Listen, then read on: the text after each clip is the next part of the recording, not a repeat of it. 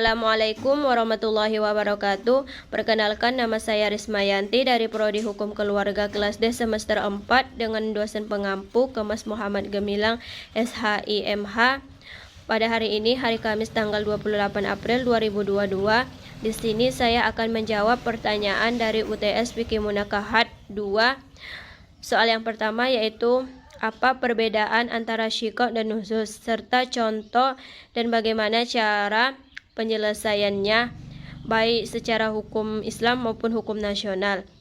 Syikok merupakan perselisihan yang berawal dan terjadi pada kedua belah pihak, baik istri maupun suami, yang terjadi secara bersamaan. Contohnya, sang istri ingin keluar rumah tanpa seizin suaminya, walaupun itu hanya untuk pergi ke rumah orang tuanya. Kita sebagai istri, kalau kita ingin keluar rumah, maka kita seharusnya izin kepada suami kita. Jika dia tidak mengizinkan kita untuk keluar rumah, maka kita jangan keluar rumah.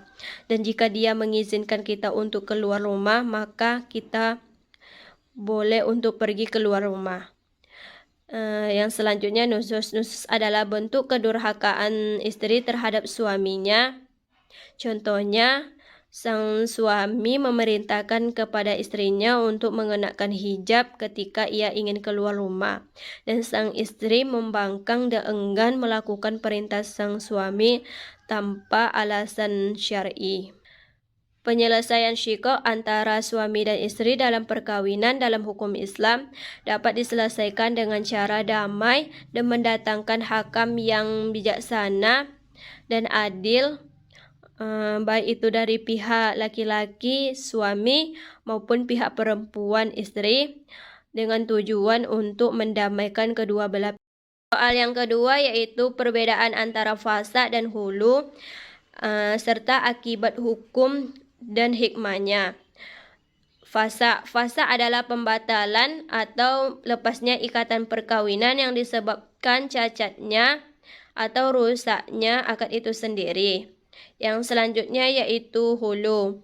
Hulu adalah talak tebus, talak yang diucapkan oleh suami kepada istrinya dengan cara istri mengganti rugi atau mengembalikan mahar yang sudah diberikan oleh sang suami.